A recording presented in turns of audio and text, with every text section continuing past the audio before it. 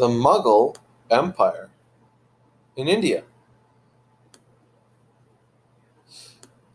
The Mughal Empire, also known as Mughal or Timurid Empire, is considered one of the classic periods of India's long and amazing history. In 1526, Zahir ud-Din Muhammad Babur, a man with Mongol heritage from Eastern Asia, established a foothold in the Indian subcontinent, which was to last for more than 300 years. By 1650, the Mughal Empire was one of the three leading powers in the Islamic world, and the so called Gunpowder Empires, which also included the Ottoman Empire in Safavid Persia. At its height, around 1690, the Mughal Empire ruled almost the entire subcontinent of India, controlling 4 million square kilometers of land and a population of 160 million. So, quite a big empire. The Mughal emperors, or great Mughals, were despotic rulers who relied upon and held sway over a large number of ruling elites. Despotic means absolute ruler. You don't argue with them, they have no limit to power. The imperial court included officers, bureaucrats, secretaries, court historians, accountants, who produced astounding documentation of the empire's day to day operation. The elites were organized on the basis of Mansabdari system, a military and administrative system developed by Genghis Khan and applied by the Mughal leaders to classify the nobility. The emperor controlled the nobles' lives, from whom they married to their education in arithmetic, agriculture, medicine, household management, and the rules of government. The economic life of the empire was buoyed by a strong international market trade, including goods produced by farmers and artisans. The the emperor and his court were supported by taxation and the ownership of a region known as the Khalisa Sharifa, which varied in size with the emperor. The rulers also established jagirs, which are feudal land grants which were commonly administered by local leaders. So think the feudal system. Although each classic period Mughal emperor was the son of his predecessor, the succession was by no means one of the eldest did not necessarily win the father's throne. It could have been any of the sons. In the Mughal world, every son had an equal share in the father's patrimony, and all males within a ruling group had a right to succeed to the throne, creating an open ended system. A lot of conflict there. Each son was semi independent of his father and received semi permanent territorial holdings when he was deemed old enough to manage them. There were often fierce battles among the princes when the ruler died. The rule of succession could be summed up by the Persian phrase either throne or funeral pyre.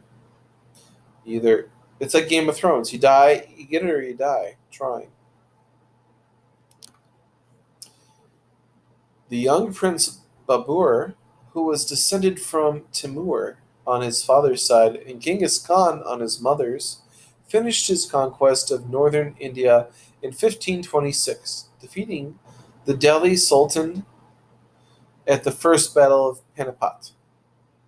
Babur was a refugee from the fierce dynastic struggles in Central Asia. His uncles and other warlords had repeatedly denied him rule over the Silk Road cities of Samarkand and Fergana, which was his birthright. Babur was able to establish a base in Kabul, though, from which he turned south and conquered much of the Indian subcontinent. Babur called his dynasty Timurid, but it was better known as the Mughal dynasty, a Persian rendering of the word Mongol.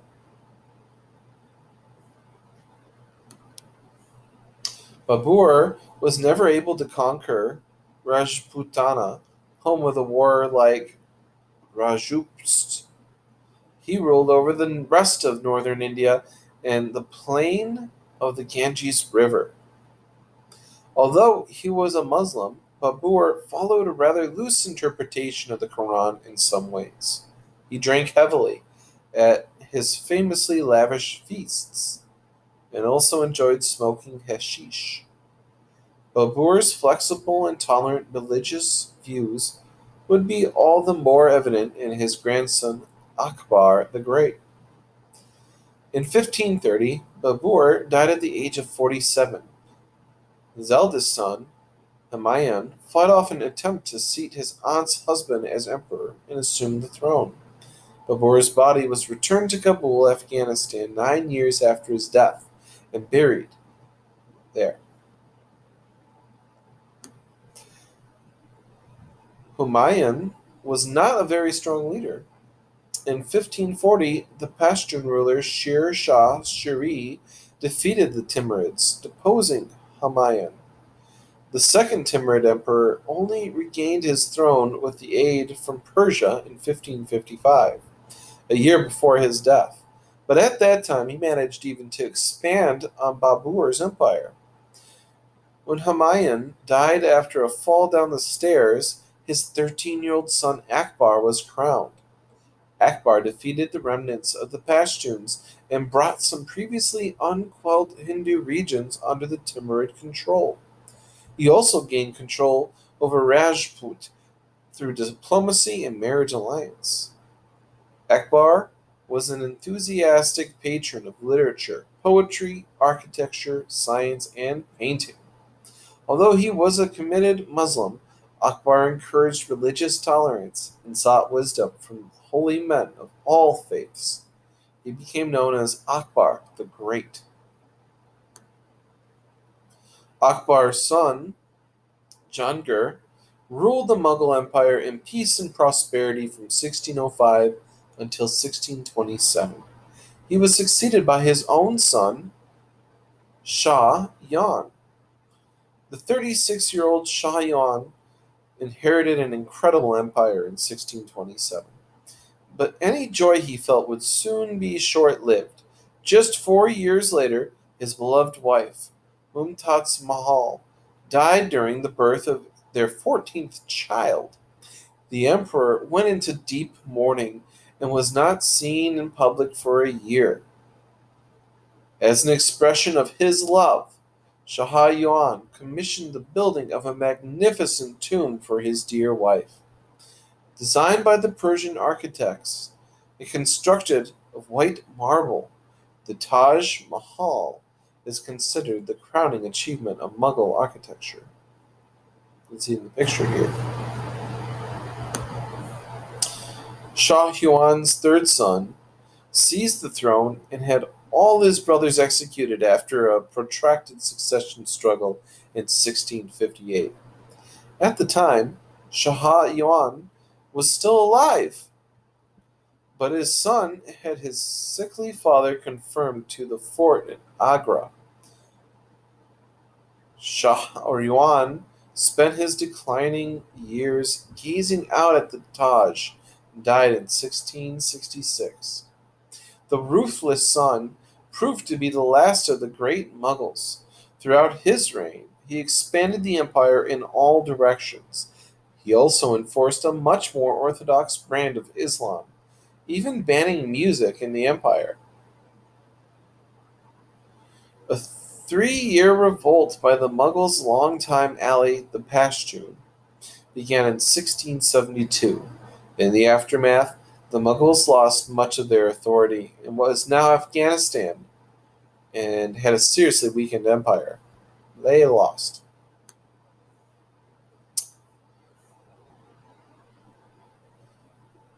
So the emperor died in 1707, and the Mughal state began a long, slow process of crumbling from within and without. Increasing peasant revolts within and sectarian violence threatened the stability of the throne, and various nobles and warlords sought to control the line of weak emperors. All around the borders, Powerful new kingdoms sprang up and began to chip away at the Mughal landholding. The British East India Company was founded in 1600, while Akbar was still on the throne. Initially, it was only interested in trade and had to content itself with working around the fringes of the Mughal Empire. As the Mughals weakened, however, the British East India Company grew increasingly powerful. In 1757, the British East India Company defeated the Nawab of Bengal and French company interests in the Battle of Palashi. After this victory, the British East India Company took political control of much of the subcontinent of India, marking the start of the British Raj in India. That's British controlled India. The later Mughal rulers held on to their throne, but they were just puppets of the British. In 1857, half of the Indian army rose up against the British East India Company in what is known as the Sepoy Rebellion. The British Home Government intervened to protect its own financial stake in the company and put down the rebellion. The Mughal emperor was arrested, tried for treason, exiled to Burma, and this was the end of the Mughal dynasty after the Sepoy Rebellion. The Mughal dynasty left a large invisible mark on India. Among the most striking examples of Mughal heritage are the many beautiful buildings that were constructed in the Mughal style. So much more than just the Taj Mahal was built. There was a melding of Persian and Indian styles that created some of the world's best known monuments. This combination of influences can also be seen in art, cuisine, gardening, and even in the Urdu language itself. Though the Mughals, Indo Persian culture reached an apogee of refinement and beauty. So, what do you think? Why was the Taj Mahal built again? What's the story behind that? And what made it so easy for the British to take over India? What was wrong in India at the time? And lastly, what was the result of the Sepoy Rebellion? What ceased to exist after that?